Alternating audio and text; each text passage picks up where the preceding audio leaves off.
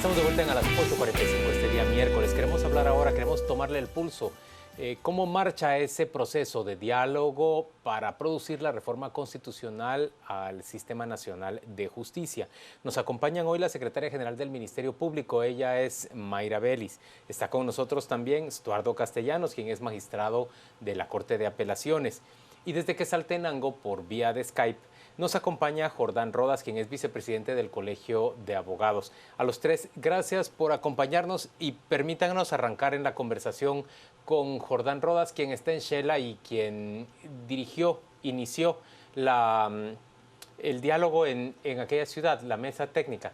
Jordán, en términos concretos, ¿qué se logró en esa mesa técnica? ¿Qué se le propuso de parte de los abogados y operadores de justicia quetzaltecos a las autoridades para realizar la reforma constitucional? Buenas noches a todos. La verdad que despertó mucho interés en la región, porque Quetzaltenango es la cabeza de la región de Quetzaltenango, Totonicapán, Quiché, Suchitepeques y Retauleu, que fueron convocados acá para entrar a dialogar sobre las reformas constitucionales. Y recordémonos que acá se sientan la mayor cantidad de pueblos indígenas, lo que hay que tomar muy en cuenta porque lamentablemente el derecho occidental le ha dado la espalda a la población indígena y es tiempo que estas reformas también lo tomen en cuenta.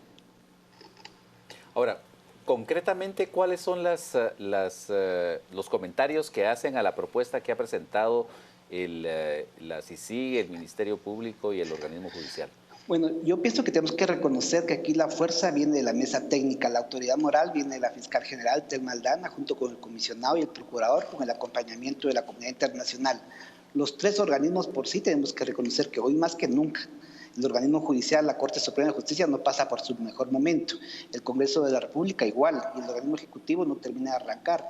Pero la población y muchos creemos que esta reforma es importante por quienes están en la mesa técnica y vale la pena apostar. Esta Constitución, recordémonos que data antes del conflicto armado y es necesaria la reforma y especialmente del sector justicia. No podemos esperar resultados distintos con las estructuras ya colapsadas que hoy por hoy saltan a la vista.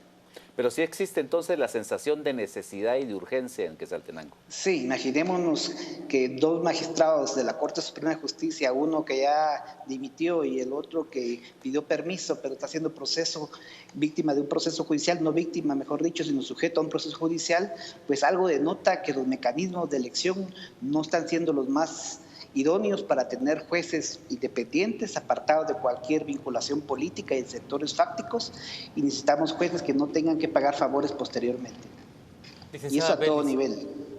Licenciada Vélez, esa marcha de las mesas técnicas, la discusión que se ha dado ya en diferentes regiones del país, entiendo que este viernes van rumbo a Petén.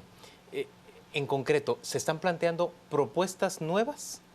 ¿Se está modificando la propuesta mártir que han presentado CICIG, Ministerio Público y los tres organismos del Estado? La comunidad en donde hemos estado, que han sido en este momento 4, han hecho valiosos aportes. Específicamente hay una tendencia que no quieren que el Congreso esté involucrado en estos procesos de elección. Esa es una característica de las regiones en donde hemos estado, que es Occidente y Nororiente. ¿Quieren separar lo político? ¿Quieren separar al Congreso de la República de la nominación y elección de magistrados? De corte, de magistrados de Corte de Constitucionalidad y Fiscal General. Ahora, ¿y cuál es la actitud, el juicio, la evaluación que se hace en las comisiones de postulación? ¿Ha salido ese tema de discusión en los lugares en los que usted ha participado? Sí, precisamente por los mismos acontecimientos que se han dado últimamente, la población está como muy receptiva al proceso que ahora se está proponiendo, que sea desde la Corte Suprema de Justicia en la Junta de Disciplina. Está muy receptiva a este tema y nosotros creemos que es importante también, aparte de lo que han dicho, es esa participación y el que se han sentido incluidos en todo este proceso. Señores, mi punto fundamental, tanto para Jordán, para la licenciada Vélez, pero ahora se lo pregunto al licenciado Castellanos, el punto fundamental es, ¿estas mesas técnicas están simplemente acolitando en la propuesta inicial que plantean los promotores del diálogo ¿O realmente se está pidiendo que se modifique esa propuesta? ¿Usted está viendo una discusión auténtica o solo como una especie de acompañamiento, de confirmación de que es bueno que se haga esto? Sí, la perspectiva que nosotros tenemos es de que la metodología que se está implementando no es del todo adecuada. Las mesas técnicas no están haciendo del todo aportes. Yo tuve la oportunidad de asistir a una y habían personas que llegaban de la sociedad civil sin ni siquiera haber leído la propuesta inicial. Ahí se leía, se hacen mesas de discusión, se discute por cierto tiempo en la mesa y luego se dan un periodo de 3 minutos para hacer conclusiones generales. Realmente no es mucho lo que se está aportando. El otro tema es de que a través de la página de internet permiten hacer aportes y yo en lo personal he enviado algunos, pero no se tiene ninguna retroalimentación de cómo marcha ni su siquiera aporte. de si lo recibieron o... Plantéenos uno, díganos qué modificaría usted de Por esa ejemplo, propuesta inicial. El tema de la introducción del derecho indígena me parece la reforma realmente más drástica que presenta este proyecto. ¿Drástica positiva o drástica negativa? Positiva, pero no se hace de forma técnica. No establece los parámetros para su implementación, no establece la metodología que se va a hacer. Está cambiando todo el sistema jurídico en el que fuimos formados de un sistema unitario donde hay solo un derecho y está introduciendo un sistema pluralista sin ningún estudio técnico, sin ninguna propuesta de si se va a hacer por regiones, si se va a hacer por identidad.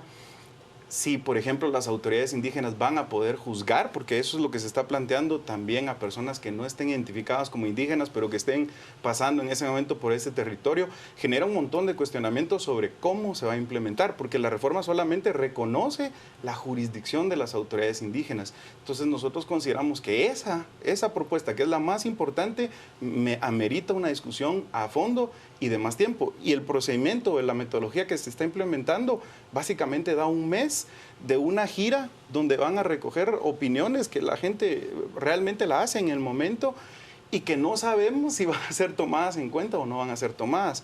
En el caso de los magistrados en concreto, hay una parte que nos preocupa muchísimo. La propuesta, tal y como está planteada, no define qué va a pasar con los actuales jueces y los actuales magistrados. Es decir, si sus periodos llegan a conclusión. Si concluyen o si se va a hacer una evaluación y van a tomar un nuevo periodo que se está planteando de 12 años o si lo sacan por completo.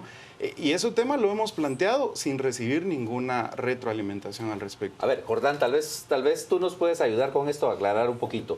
La licenciada Vélez nos dice que no quieren ya al Congreso adentro del proceso de elección de jueces ni de propuestas para integrar la terna del Ministerio Público. Es decir, ¿cuál es la sensación en Quetzaltenango? Rechazo total al Congreso de la República. Hay una pérdida de credibilidad que entonces se cuestiona mucho en qué manos va a estar la elección de los próximos jueces y magistrados a todo nivel. Por eso coincido con la licenciada Vélez en que este es un clamor que se escucha mucho en el interior del país.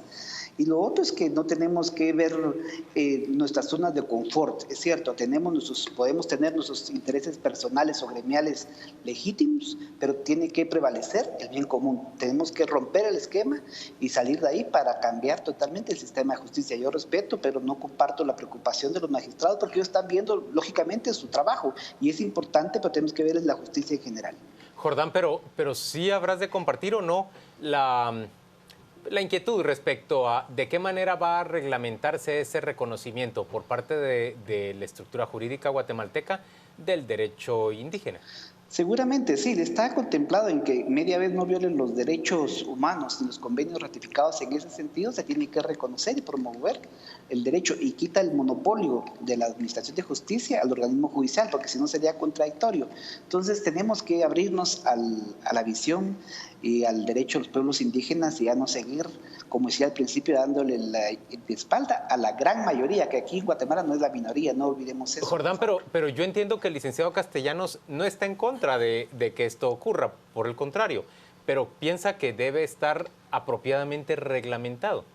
Pues por eso, yo coincido y tenemos que recordar la frase del comisionado Iván Velázquez en que la única tarjeta de invitación para estas reformas es la propuesta escrita.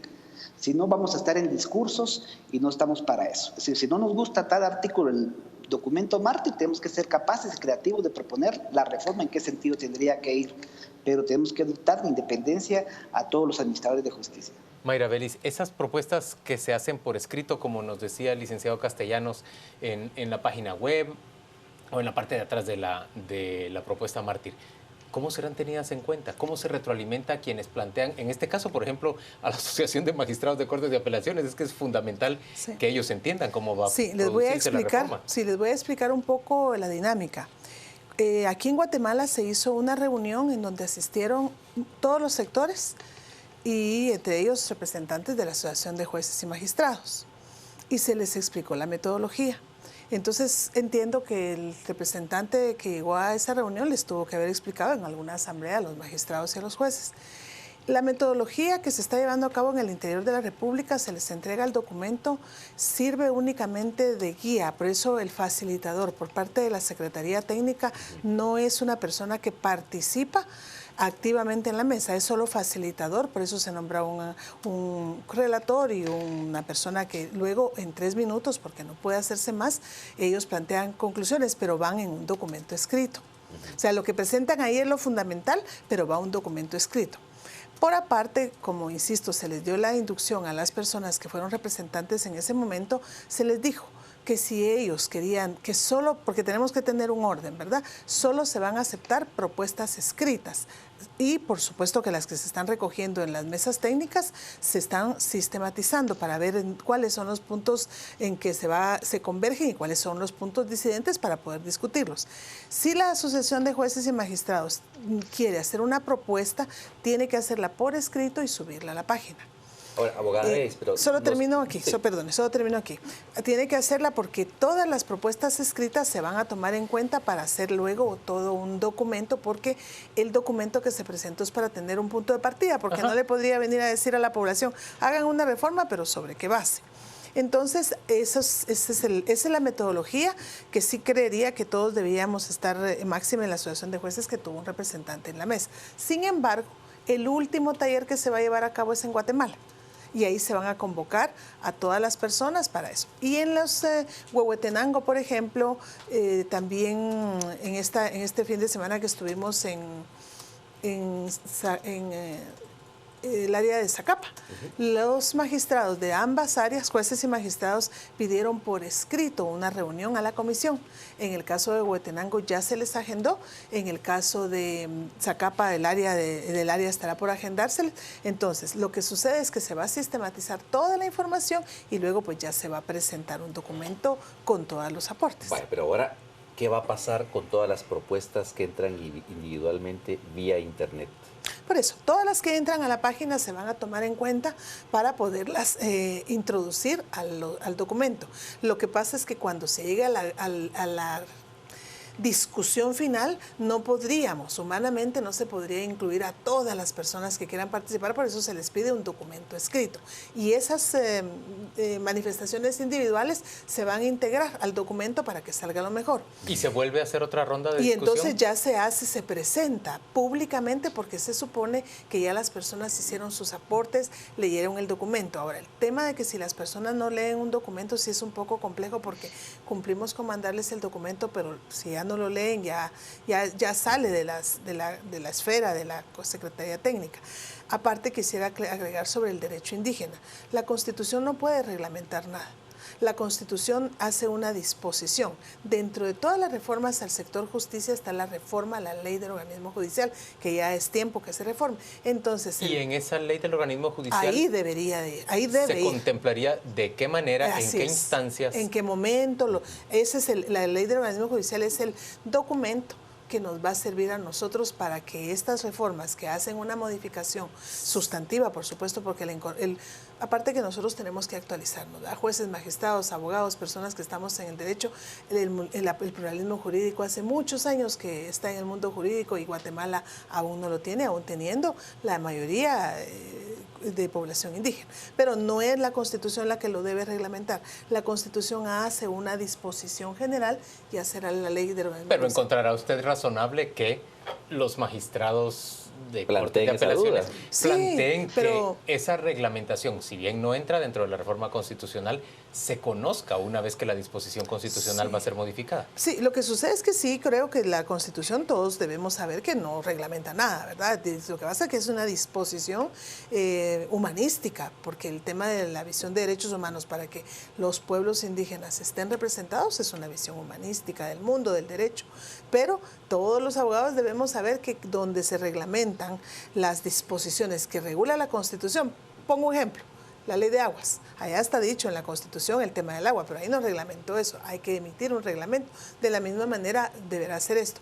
Pero cuando se hizo y se presentó todo el paquete de leyes de justicia, se recuerdan que ahí va incluida la ley orgánica del Ministerio Público, está incluida la ley del organismo judicial, que es fundamental, que se tiene que modificar. Diga usted, licenciado Castellanos. Sí, yo difiero en dos cosas de la maestra Belis. El primero, entendemos perfectamente que la Constitución no debe No va a reglamentar reglamentar. nada. Sin embargo, sí debe fijar los principios que van a guiar a la ley ordinaria, porque si no estamos pasando de abrir la puerta en la reforma constitucional y dejar que sea el Congreso el que decida.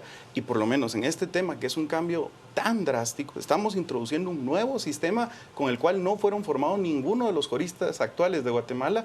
Sí debe de establecerse al menos los principios que van a regir este cambio.